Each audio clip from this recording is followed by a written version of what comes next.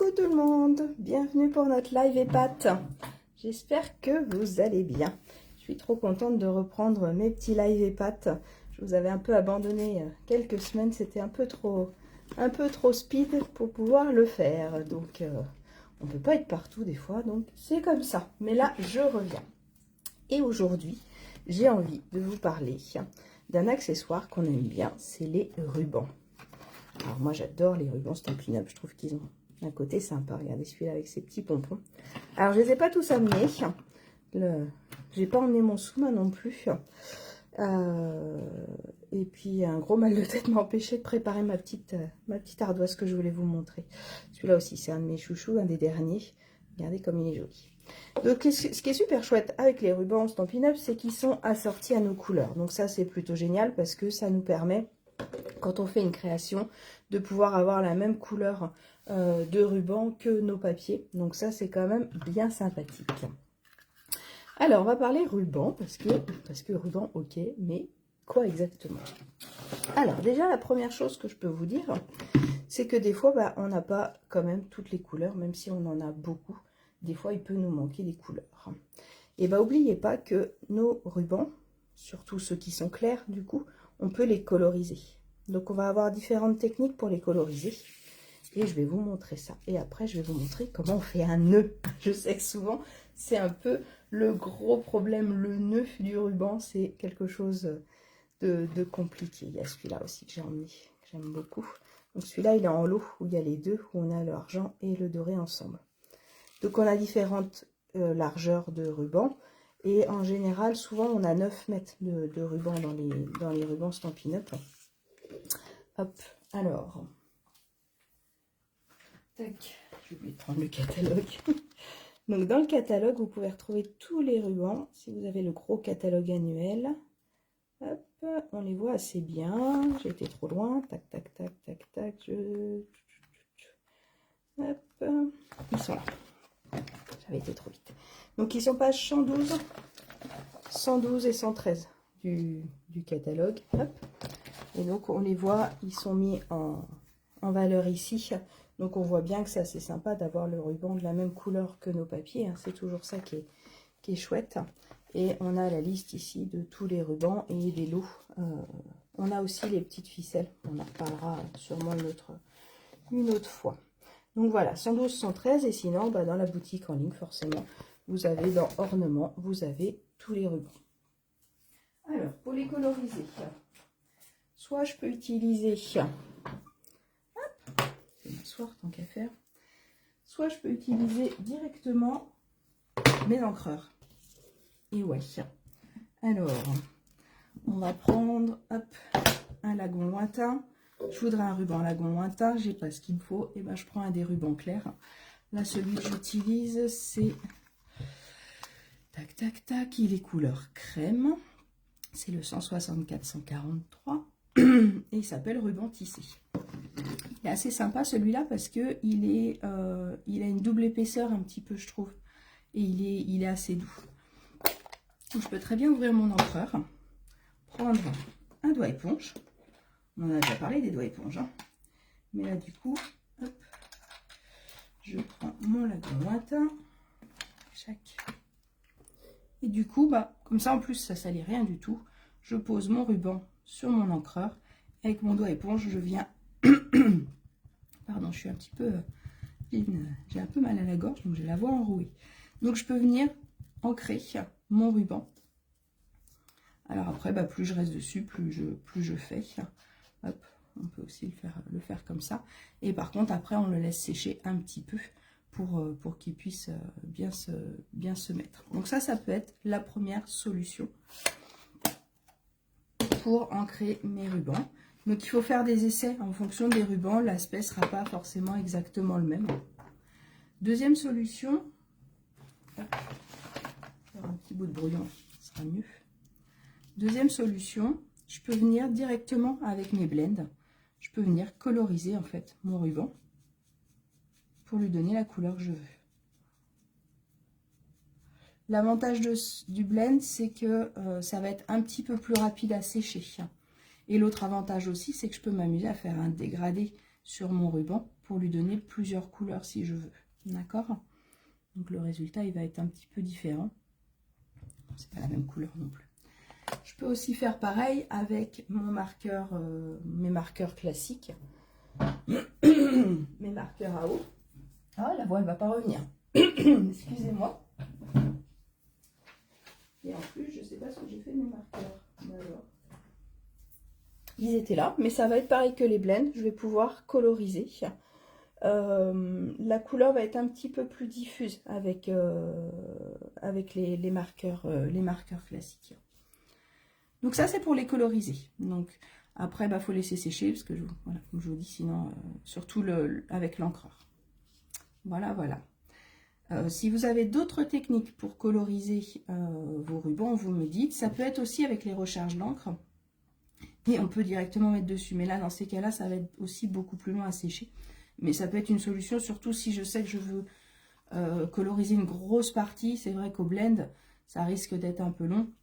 Et ça peut être de mettre des gouttes d'encre et sur le tapis de silicone avec le doigt éponge et puis de faire... Pardon, oh là là, je vais pas faire mon live, c'est pas possible. Donc de coloriser une grosse quantité, ça peut être aussi avec les recharges d'encre. Donc voilà pour ça. Après, ce que je voulais vous montrer, surtout, c'est aussi comment on fait un nœud, parce que je sais que ça, c'est souvent la grande question. Donc, sur ma page, eh ben, je peux juste, sur ma page, sur ma carte, sur ma boîte, ça peut être juste de mettre un ruban avec une étiquette dessus, c'est sympa. Ça peut être aussi, ce qui est assez joli, c'est de couper votre ruban. Hop, on va couper celui-là. On va pousser tous les autres rubans. Ça peut être aussi de mettre votre ruban comme ça sur votre carte. Hop, et de venir mettre une étiquette dessus. Ça aussi, c'est super joli, je trouve. Pour coller les rubans, l'idéal, c'est soit les glue dots, la boîte de pastilles des pastilles de colle, hein, les mini glue dots. Ça, c'est l'idéal. Je peux venir prendre la colle directement ou le scotch double face. La colle liquide, ça va pas être l'idéal parce que du coup, ça va baver un petit peu derrière votre ruban et ça va pas être pratique pour le mettre. Alors, pour faire un nœud, c'est ça que vous voulez savoir surtout. On va prendre le petit là. Donc, il vous faut un peu d'entraînement, mais vous allez voir, c'est pas très compliqué. Alors, moi, j'ai cette technique-là. Hein. Après, il y a plein de techniques. Je sais qu'il y en a qui utilisent des outils ou qui utilisent des fourchettes. Moi, personnellement, j'utilise la méthode du petit lapin. Ok, c'est pas Pâques, c'est bientôt Noël, mais c'est quand même le petit lapin. Alors, je prends ma longueur de ruban. Je viens faire 2 oreilles de lapin. Hop, voilà. Vous imaginez 2 oreilles de lapin. Et là, je viens faire un nœud classique. C'est-à-dire que je croise, j'essaie de vous montrer, je croise mes 2 oreilles et je passe celle du dessus dans la boucle qui s'est créée au milieu. Hop. Tac. Je passe dans la boucle, je tire tout doucement et après, je peux réajuster facilement pour que mon nœud soit serré ou pas, pour que mes oreilles soient de la même largeur. Et ça me fait mon petit nœud.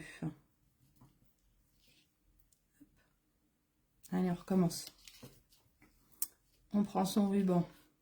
Alors, n'hésitez pas à prendre de la longueur pour pas être embêté avec le petit bout. Après, on fera le plus près possible du bord pour économiser notre ruban, forcément, pour pas avoir à couper un petit bout à chaque fois. Mais pour vous entraîner, prenez bien au milieu. Je fais mes 2 oreilles de lapin. Je croise. D'accord, hop. Donc j'ai mis celui de gauche au-dessus. Je le fais passer dans la boucle. Hop. Je passe ça derrière. Et j'ai mon nœud. Alors là, il est très gros, hein, c'est pas joli. Après, hop, je resserre. Et j'ai mon petit nœud. Hop, d'accord. Allez, on va le refaire avec un autre. Celui-là, il est très joli aussi, parce que Il a un côté organza de chaque côté. Je fais mes oreilles de lapin. Je croise celui de gauche au-dessus. Je passe dans la boucle. Je repasse ça derrière. Et j'ai mon nœud. Voilà, pour les longues soirées d'hiver, vous savez ce qu'il faut faire. Hop, ça donne ça. Donc après, bah, vous le ramadouez comme vous voulez. Donc ça, c'est super joli.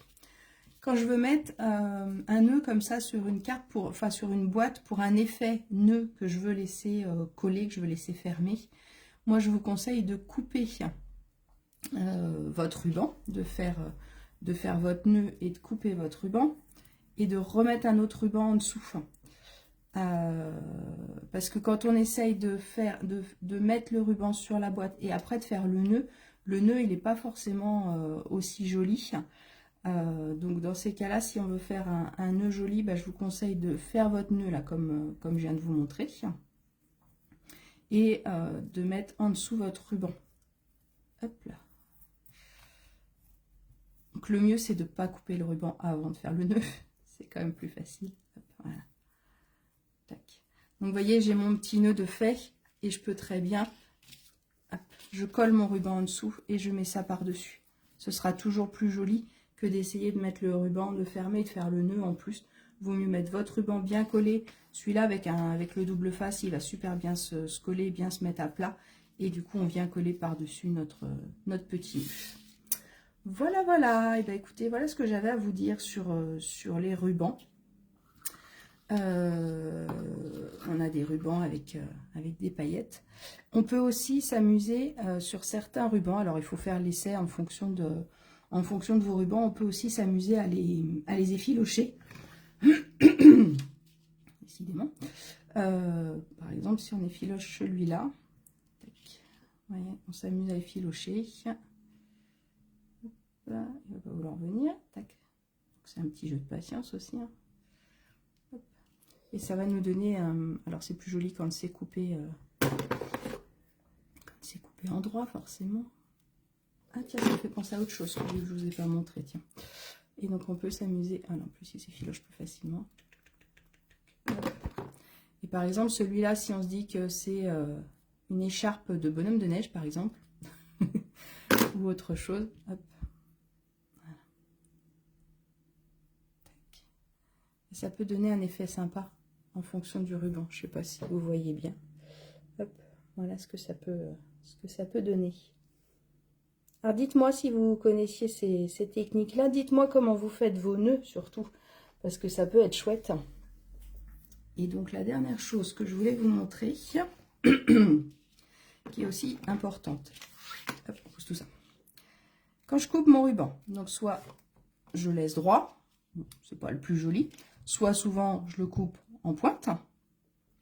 Si je veux, par exemple, j'ai fait mon nœud, donc là j'ai fait mon nœud, ça va pas du tout, les deux sont de la même côté, donc je vais venir me mettre à l'envers dessus pour avoir exactement la même coupe que l'autre.